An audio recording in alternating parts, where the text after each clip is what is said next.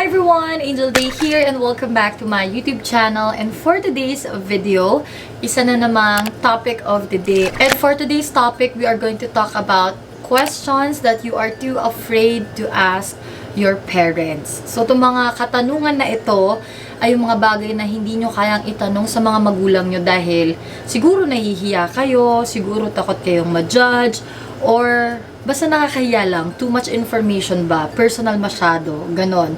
So today, I will try my best to answer these questions. Nagtanong ako sa IG stories ko and ang daming interesting questions na sinubmit sa akin and excited na akong sagutin lahat ng to. Don't worry, para sa mga nag-submit ng questions, of course, I will not mention your name or your username on Instagram. And if you're interested to know my answer to these questions, just keep on watching.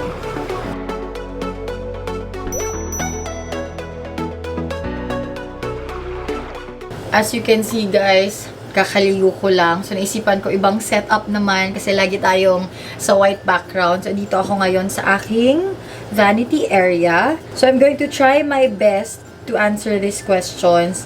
Kasi 'di ba, ang hirap ng ganon, yung ang dami mong katanungan tapos nahihiya kang tanungin and hindi mo alam kung ano yung mga kasagutan ng mga tanong mo. So I hope matulungan ko kayo kahit papano with answering these questions, especially for teenagers. Syempre ang dami nilang mga katanungan. And ang problema kasi sa atin, masyado tayong conservative and may mga bagay na hindi natin na pag-uusapan, na kailangang pag-usapan natin. So I hope yung mga parents dyan na nanonood, i-open yung mga topic na to sa mga anak ninyo kasi I'm sure they have a lot of questions.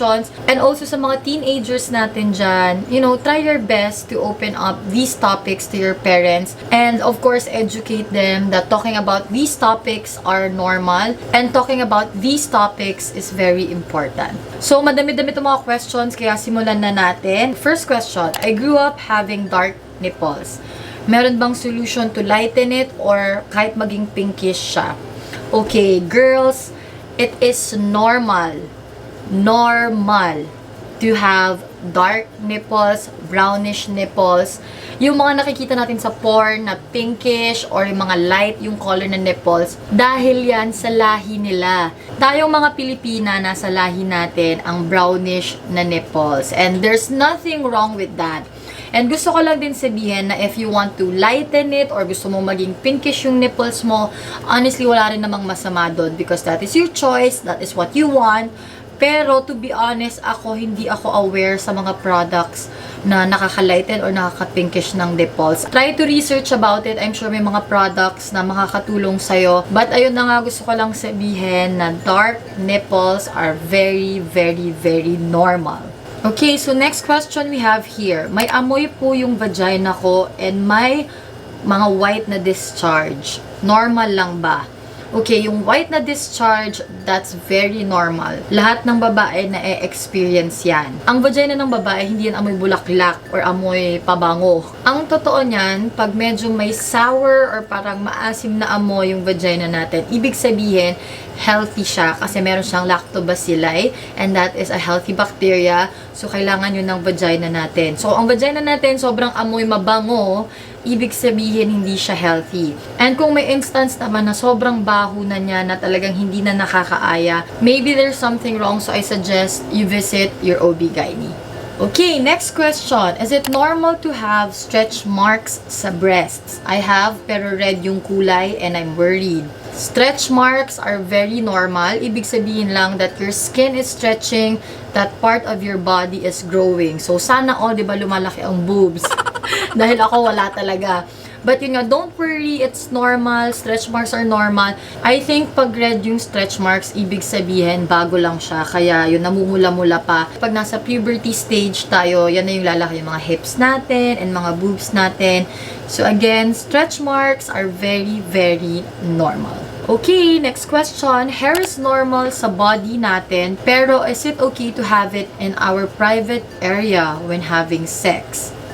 Yes, it's normal. Actually, that is your personal preference. Kung gusto nyo ng meron, okay lang. Kung gusto nyo ng wala, okay lang din. It actually just boils down to personal preference. Ikaw, kung mas comfortable ka na wala kang pubic hair, then go get wax or laser or shave or whatever you do.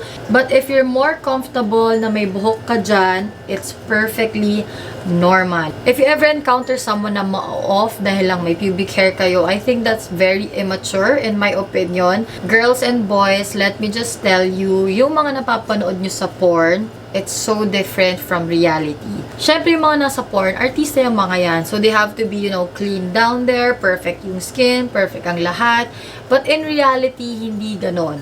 Okay, before we move on to our next batch of questions, may gusto lang ako i-share sa inyo. A little commercial mode, ganon.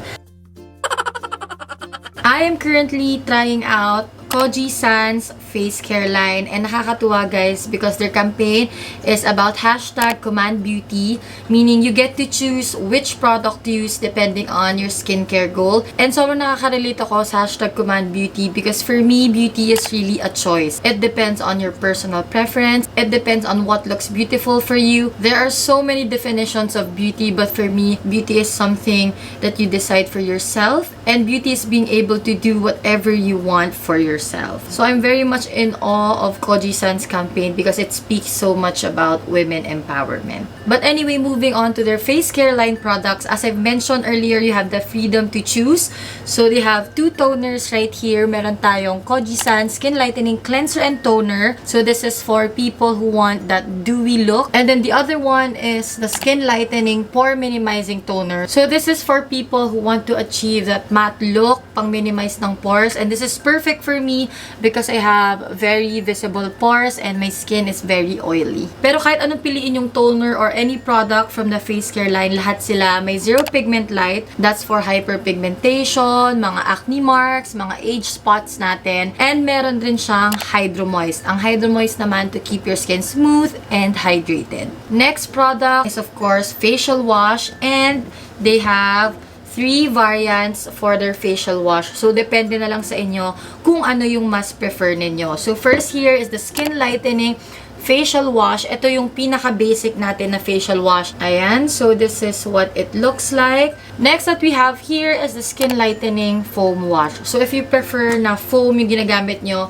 as your facial wash, then this is perfect for you. Ayan, so this is what it looks like. And then the last one is the Skin Lightening Facial Cleansing Gel. Here's the texture of the facial cleansing gel. And then ito yung foam wash. And this is the facial wash. I'm just gonna remove this using the Kojiesan Skin Lightening Beauty Wipes. So we have 2 sizes. This is the bigger one. So before we move on to our next product, i-apply na natin ang ating Skin Lightening Pore Minimizing Toner. So in fairness dito guys, napansin ko sa kanya, no sting at all. And sobrang bango niya. Kasi this one is alcohol-free. So hindi siya amoy chemical, hindi siya harsh sa skin. Kasi sabi nila pag ang toner masakit sa mukha, hindi daw siya maganda. So next product of course is face cream. So we have 2 options. First is the Kojiesan Skin Lightening Face Cream. It lightens, restores, and moisturizes skin. This is what the cream looks like. Second face cream that we have here is the Skin Lightening Face Cream with SPF 15 for a lighter, moisturized, and blemish-free skin. So, SPF is super important. So, this is what I prefer. Ayan, ganyan lang kakonte. Enough na to for the entire face. And pansin ko sa face cream na to, para siyang may mattifying effect din. So, perfect. Kasi nga, as I mentioned earlier, I have very oily skin. So, ayan guys, I'm done with my skincare. If you also want to try out these products, I will share the link on my description box. Okay, so moving on to our next set of questions. Is it okay to ask my parents if payag ba sila na mag-move out na ako sa bahay, or will it offend them? Okay, iba-iba tayo ng parents, iba-iba ang magiging reaction ng parents natin. But I think all parents would appreciate honesty. So if you want to move out of your house, talk to your parents na malumanay lang and try to explain to them kung bakit gusto mo nang mag-move out. Sabihin nyo sa kanila na it's for your personal growth. And I think important din yung assurance, of course, na syempre bibisita ka pa rin sa kanila kahit may sarili ka ng place and all that. I think isa rin kasi yun na biggest worry ng mga parents natin na baka makalimutan natin sila. Kung sino man sa inyo ang nagbabalak mag-move out, I really wish you all the best kasi independence will really help you grow as a person. Next question, what should I expect in consulting a psychiatrist and how can I open this to my parents? I know most of our parents hindi naniniwala sa mental health illness, para sa kanila parang kaartehan lang yon and all that. I think the problem is hindi sila educated tungkol sa mga gantong bagay. So I guess the first step that you can do is to educate your parents. Actually, pwede silang kausapin ng psychiatrist para mas maintindihan nila yung situation mo. And I really hope na maging open yung mga parents natin tungkol sa mga ganitong topics kasi malaki talaga ang impact ng mental health sa bawat isa. And of course, if we need help mentally, syempre gusto rin natin na supportive yung parents natin. So I know nakaka-frustrate talaga yung mga gantong sitwasyon. But try your best to educate your parents about it. And to answer your question, what should I expect in consulting a psychiatrist? Expect that you will talk a lot, of course, and share your stories a lot. And yung mga traumatic na experiences mo ay kailangan mo i-open up sa psychiatrist mo para mas maintindihan niya kung ano yung nangyayari sa inyo and para mas matulungan ka niya. Okay, next question. Do you recommend getting into a relationship at a young age or wait till you graduate? Honestly, I would say wait till you graduate. Diba laging sinasabi ng mga parents natin, wag muna kayo mag-boyfriend, tsaka na pag nag-graduate na kayo. Dati nung bagets ako, syempre hindi ako naniniwala. Ang iniisip ko lang, Diyos ko, strict lang kayo masyado, keme-keme. But now that I'm older, I would say totoo yung sinasabi nila. Kasi once you graduate, ang daming iba't ibang klaseng tao ang makikilala ninyo. And matatawa na lang kayo sa mga past relationships nyo, like high school or college relationships. Marami akong kilala na parang na-meet nila yung soulmates nila nung high school and college and all that. But for me, I would really advise na magjowa na lang kayo after college. Kasi mas maganda na i-build nyo yung self-love nyo habang high school or college kayo. Kasi that's the time na you should explore. Like, explore new hobbies, build good relationship with your friends or your family. Ang dami actually pwedeng i-prioritize muna other than having, a relationship. Pag masyado pa kasi tayong bata na pumasok sa relationship, we end up making bad decisions. And this is based on my experience. I made really, really bad decisions when I was younger. Habang high school or college pa kayo, okay lang naman mag-meet ng guys and all that. But, you have to focus more on yourself. Okay, so next question. Ate, I really don't know how contraceptive pills work.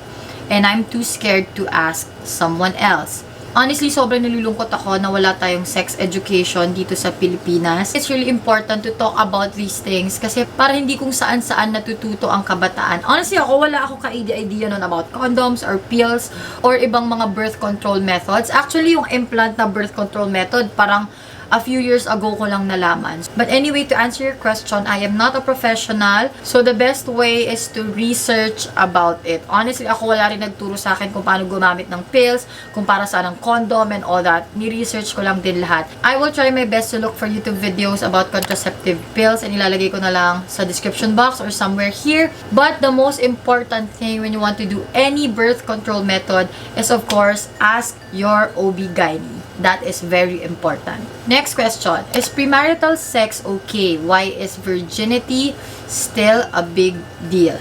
Again, I keep on saying this sa mga YouTube videos ko. Virginity is just a social construct. Ginawa lang yan para i-shame ang mga babae na once they have sex, they are not pure anymore.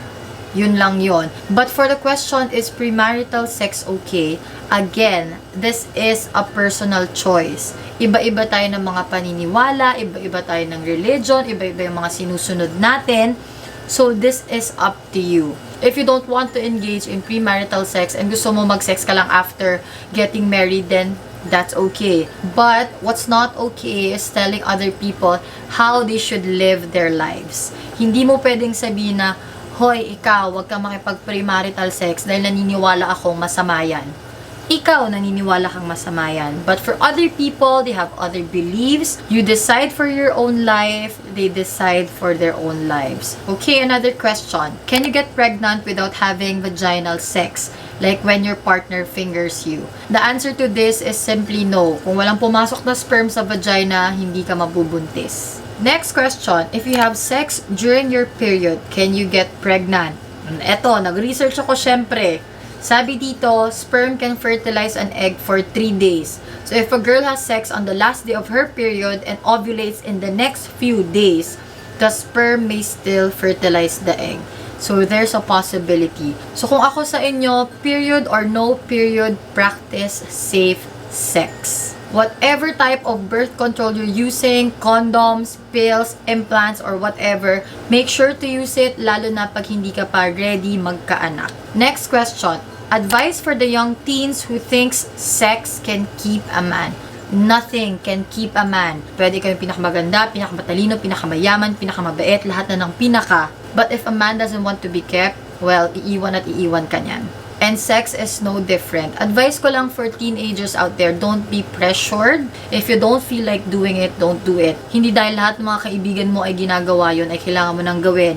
Hindi dahil curious ka about sa bagay na yun, ay kailangan mo nang gawin.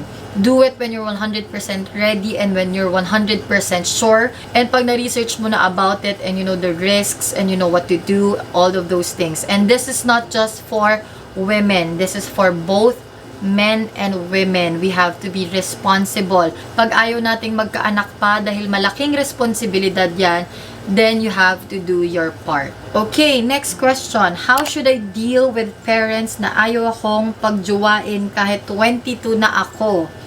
22, ano na ba yun? College graduate ka na, no?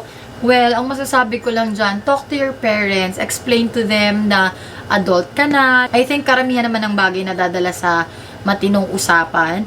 And yun, pakinggan mo rin sila kung bakit ayaw ka nilang pagjowain, ano yung reason nila behind that. And kung ano man yung worries nila, reassure them na hindi mo gagawin. Like for example, worried lang sila na baka mabuntis ka ng maaga, worried sila na mag-focus ka sa boyfriend mo, hindi sa studies mo or sa career mo. Yung mga ganun na bagay, kailangan mo lang sigurong i-reassure yung parents mo na hindi mo kakalimutan yung career mo or your studies mo or yung mga goals mo sa buhay. So ayun, usap lang ang sagot dyan. And if ayaw talaga, alam ko may reason sila kung bakit ayaw nila, but you also have to let them realize that you're already an adult and you should have the freedom to decide for yourself. Oh my God, guys. Napagod ako at medyo naloka ako sa mga katanungan. But I hope I was able to answer your questions at kahit papano naliwanagan kayo. Honestly, I really had fun answering those questions. I think ito na yung video na to na extreme yung mga sinagot kong katanungan. So yun guys, tapos na naman tayo sa isang topic of the day. And if you have